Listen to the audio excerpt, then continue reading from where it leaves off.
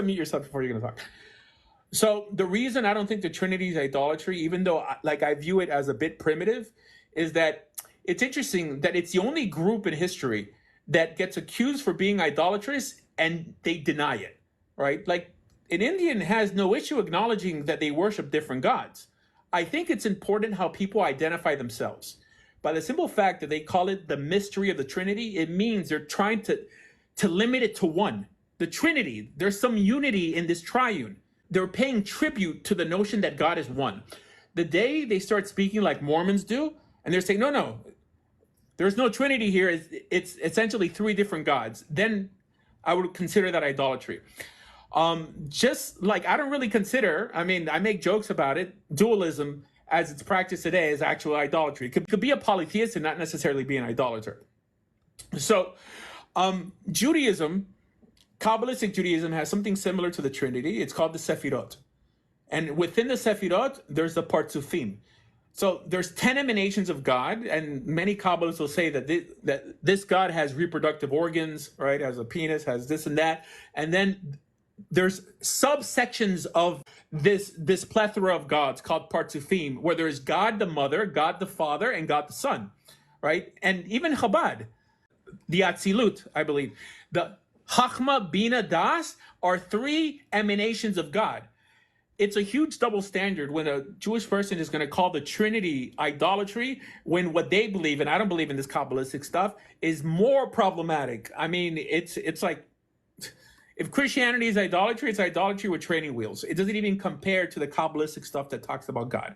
Okay, so that being said, this is why I don't consider the Trinity idolatry, not to mention that our source of Jewish law, i.e. the Talmud, doesn't condemn it either. First of all, it never talks about the Trinity. So then the closest thing that we could come up with on what the Talmud condemns, which is the source of Jewish law, or what it condones, is what it mentions. What we can compare it to. There's no comparison in the Talmud to anything that looks like the Trinity. Now, there's commentaries to the Talmud, like Tosfos. Tosfos in the Talmud will say that Shituf is idolatry. Okay, Shituf, a partnership. But Tosfos are the rabbis of the Middle Ages commenting on the Talmud. It's not literally in the Talmud. Jewish law comes from the Talmud, specifically the Mishnah. If the Mishnah doesn't condone it, people nowadays shouldn't walk around saying that the Trinity is 100% idolatry because the rabbis in the Talmud never said it. And this is how Orthodoxy functions.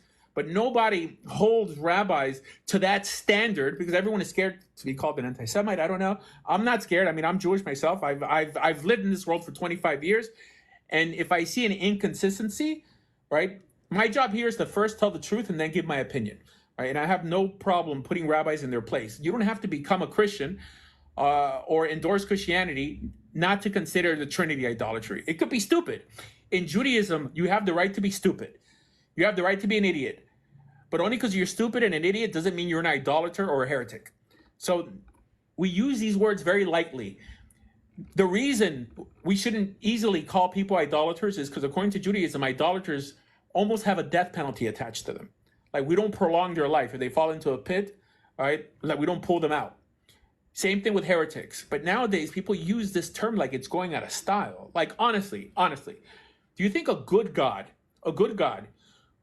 who sees a Christian, who believes in Torah, who wants to keep Torah, but for some reason just believes that there's three major emanations of God that boil down to one, and God wants that person unalived? I mean, honestly, it's absurd. It's absurd, especially with the ambiguous statements that appear in the Torah. Okay, there's some ambiguous statements that Christians use, right? I mean, echad doesn't always mean echad. I get it. It could be a compound unity. I'm not convinced of it, but it said that a man should leave his mother and his father and be united with his wife and be what? Echad, right? So I get it. I'm just not convinced of it. And I wouldn't condemn someone if they were. Okay, no, go ahead. Have you heard of Alan Segal before? No. Okay, well, he wrote a book about the two powers heresy, and he talks about how it was condemned by the rabbis in the 2nd century. So, not all the rabbis. I mean, there was Rabbi Akiva was the one who first mentioned it. Mm-hmm. And he said that he looked up into heaven and he saw two thrones. He said, one for God and one for the Messiah. And then he was chastised by the other rabbis, but he never walked back that statement. So it was, like most later ideas, there's a rabbinic source for it.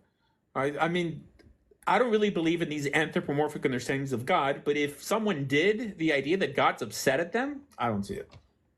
All right. Who wants to convert to Christianity? Let's do it. One mass altar call here. Put one hand on the TV screen and the other hand on your wallet, because God's going to bless your finances tonight. I'm kidding. Why is